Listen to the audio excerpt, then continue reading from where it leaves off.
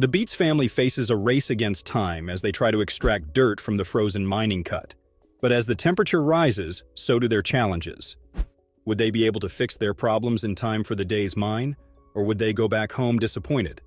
Stay tuned to find out. In the heart of the operation, Kevin BEETS finds himself battling a mechanical breakdown in one of the trucks. With the fleet frozen, their efficiency takes a hit, and the pressure is on. He complains sadly about the amount of time they have wasted and how important it is for the continuity of their show that the trucks get back on track. He says that if they don't fix the truck as soon as they can, they will be seriously behind their schedule. Meanwhile, the relentless Ruby Mahoney is digging deep, uncovering signs of gold in the soil. The promise of hitting the fabled white channel page keeps the team motivated, but challenges persist. Back at the truck, Kevin faces another breakdown, putting operations on hold. The radio crackles with urgency as the team scrambles to fix the issues and keep the tight schedule intact. Again, Kevin complains about how hard it is coping with the excesses of the rock, breaking down from time to time without any signs. He emphasizes the need for the trucks to be back in action ASAP. The mining team, despite setbacks, presses on with determination. Tony BC takes charge, strategizing to salvage the situation and keep the mining operation on track. Like Kevin, Tony sees how important it is for them to avoid any more setbacks. Time is of the essence if they want to make the quota for the day. He rallied the team, and soon enough, the machines began to work and they began to set the ball rolling. Over at the wash plant, Fred Lewis seeks guidance from Parker. Equipment issues threaten to compromise Fred's gold production target for the season. Fred and Parker talk about the issues they have with their equipment and the urgent need for a solution. Because if they don't find a remedy to this problem, they may not be able to continue with the series. Fred makes the tough call to shut down the wash plant, creating doubt about the viability of reaching the season's gold target. The team, however, remains determined. Just when the morale of the workers seem to have been given a little push, another problem strikes. Dave encounters difficulties with a jammed tail pulley, causing another setback. The team works tirelessly to resolve the issue and resume operations. Amidst the challenges, a potential gold discovery in a broken rock renews hope for Dave's team. Despite setbacks, the miners remain committed to overcoming obstacles for a successful season. Dave's confidence, and that of the other miners, is renewed by the discovery, despite the hiccups they encountered. He is sure that they will strike gold more than they have ever struck before. In a bold move, Fred Lewis decides to tackle the frozen creek obstructing their mining claim. Facing an icy barrier, the team orchestrates a plan involving a massive pump to melt the ice. The risky operation requires careful navigation, and Fred, tethered to a safety rope, takes the plunge into the unknown. The team successfully activates the pump, spraying a powerful stream of water onto the frozen creek. As the water penetrates the ice, Fred cautiously makes his way across, ensuring the safety of the crew. While the ice slowly yields to the relentless force of the water, concerns arise among the crew. The unpredictability of the situation and the potential risks weigh heavily on their minds. Instead of getting worried and worked up, the crew members enjoy the rush, excitement, and anxiety of the whole season. Their utmost hope, however, is that everything goes according to plan.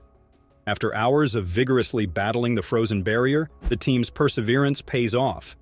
The pump successfully carves a path through the ice, allowing them access to the vital equipment on the other side. With the creek conquered, Fred's team regains access to crucial equipment, and mining operations resume. The victory over the icy challenge injects a renewed sense of determination into the crew as they push forward, undeterred by the harsh Alaskan conditions. As the crew returns to mining operations, they encounter a series of challenges that put their skills and machinery to the test. Faulty equipment and unexpected shutdowns become a recurring theme, threatening the efficiency of the entire operation. The pressure is on as they strive to extract as much gold as possible within a limited time frame. Amidst the chaos, expert operator Ruby Mahoney emerges as a key player. With tenacity and determination, she tirelessly operates the machinery, digging deeper into the cold soil in pursuit of the elusive gold. Ruby's expertise becomes a beacon of hope, providing the team with a glimmer of success in the challenging conditions. Meanwhile, Tony's son Mike leads the charge in a massive effort to strip 700,000 tons of dirt from the cold coat. The goal is to hit Paradise Hill's fabled White Channel Pay within a week. A breakthrough moment occurs as they discover what appears to be the distinctive iron-stained yellow soil, a potential indicator of gold-rich ground. The urgency escalates as unexpected setbacks plague the operation. Kevin, Tony's chief mechanic, faces the challenge of keeping the fleet of rock trucks in working order. With multiple breakdowns and a critical shortage of essential parts, the team is forced to make crucial decisions on the fly, further intensifying the race against time. With the clock ticking, Mike beats strategies to maximize the extraction of dirt from the cold coat. The ambitious goal of hitting Paradise Hill's White Channel pay within a week requires a relentless pursuit of efficiency. The BEETS family invests everything they have, mobilizing their resources to ensure the success of this high-stakes endeavor. The pressure intensifies as Tony's chief mechanic, Kevin Beets, faces a mechanical nightmare. The rock trucks, essential for hauling dirt, face constant breakdowns, each one threatening to derail the entire operation. Kevin's mechanical prowess is put to the ultimate test as he battles missing bolts, broken parts, and a relentless race against time. The turning point arrives as expert operator Ruby Mahoney uncovers signs of gold in the cold coat. The distinctive yellow soil, coupled with rounded riverbed rocks, suggests the presence of gold-rich ground. The discovery ignites a spark of hope, fueling the team's determination to persist in their quest for the legendary White Channel pay. Meanwhile, mine boss Fred Lewis faces a critical decision. Despite dealing with faulty equipment, Fred remains committed to mining the challenging terrain. However, the gold yields fall significantly short of the targeted 60 ounces per week. Faced with financial challenges and an uncertain future, Fred contemplates the viability of continuing the operation. In a surprising turn of events, the brooch that was encircling it was discovered to be an authentic treasure of Oak Island artifact. Next on the list is the hand-painted pottery featured in episode 14 of season 8, titled Fire in the Hole. This particular discovery captivated viewers intently as it offered a glimpse into the enigmatic workings of Oak Island. To provide a brief synopsis, archaeologists Miriam Amiro and Dr. Aaron Taylor embark on an expedition to decipher the parameters of a stone pathway that potentially holds the key to unlocking the island's secrets. As their investigation progresses, they fortuitously encounter a remarkable handcrafted artifact. Upon further inspection, they discover pottery fragments adorned with vibrantly colored designs, painted by hand in red, blue, and green hues. These exquisite fragments provide insight into a long history of human activity on Oak Island, a mysterious location shrouded in mystery for centuries. What makes the discovery of these colorful pottery pieces along the stone pathway that the team is laboriously attempting to investigate even more intriguing is that they were not found as isolated finds. Rather, they were discovered while following a breadcrumb trail of hints. Lastly, gold was unearthed in episode 2 of season 9, titled The Gold Medal of the Curse of Oak Island. This find captivated Oak Island enthusiasts. The Oak Island team laboriously sorts through the spoils unearthed from tedious holes in the money pit area. It's a laborious process, but they eventually come across a piece of metal that could be precisely what they've been seeking all these years. They transport this metal specimen to an archaeology laboratory. The most intriguing aspect of this metal fragment, which is composed of numerous elements, is that approximately 0.07% of it registers as AU, the chemical symbol for gold. This is a game changer. Gold has been a long-standing enigma surrounding Oak Island. Presently, archaeologists are discovering indications of this precious metal in the very soil they've been excavating. However, the intrigue does not cease there. Just 2 episodes later, in episode 4 of season 9, they make another metallic discovery. This time, it is only a stone's throw from where they discovered the first trace of gold. The results of their rigorous examination of this new source of metal are even more astounding. It contains 0.2% gold, a significantly higher percentage than the previous find. This revelation represents a major breakthrough, as trace amounts of gold are now confirmed on Oak Island. From traces of gold to ancient coins and a possible connection to the Knights Templar, these were some of the most shocking moments of Oak Island Brothers.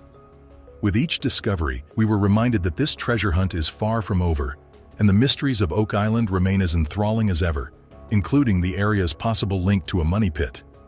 I had a good sense about this lot, especially since there are so many flags to pursue. Are you prepared to get your teeth stuck in? Then we should proceed. A significant ship find alters everything. The Curse of Oak Island's 8th season centers on the discovery of a significant ship that could change the course of the inquiry completely. The gang discovers a polished piece of wood that resembles a handrail, which prompts them to surmise that it was once a section of a ship's railing that was attached to the surrounding stone road. This finding adds to the body of data that suggests the wetland once served as an open seaport. However, a large object is impeding their efforts and keeping them from going any further. The gang remains unwavering in their resolve to explore the marsh and learn what lies beneath its surface despite this obstacle. Despite the fact that a significant ship finding has completely changed everything. One of the objects that the crew discovers is a polished piece of wood that resembles a railing. They believe it to be a fragment of a ship's railing, and that it is attached to the surrounding stone path. This would provide as another evidence that the marsh formerly served as an open harbor. They encounter a large item, though, which prohibits them from exploring further and learning more.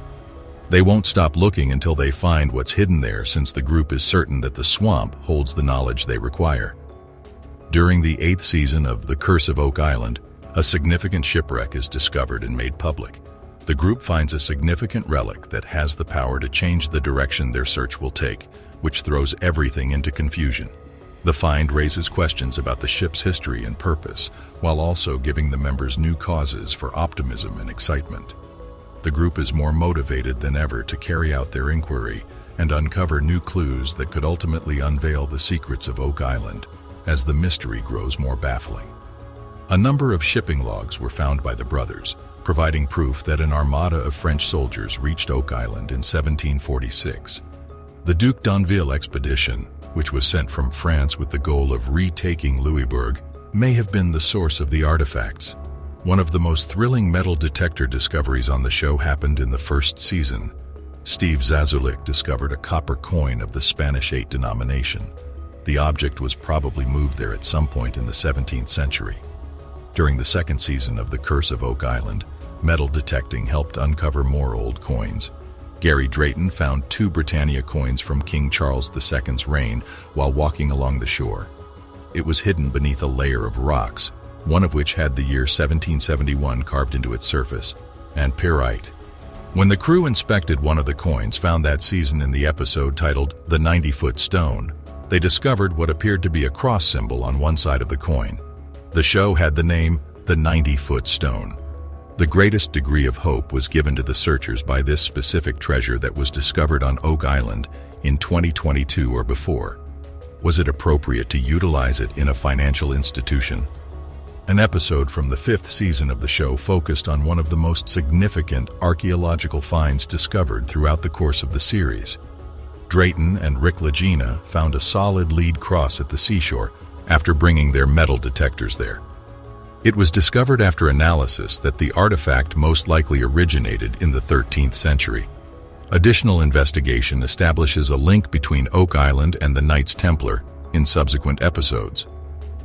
Another of Drayton and Rick Lagina's gems was uncovered with a metal detector in the 6th season's opening episode. To search for hidden wealth, they traveled to a region of the island that had not previously been investigated. They moved a big boulder, dragged it up from under it, and found copper and a well-preserved cartwheel 2 pence.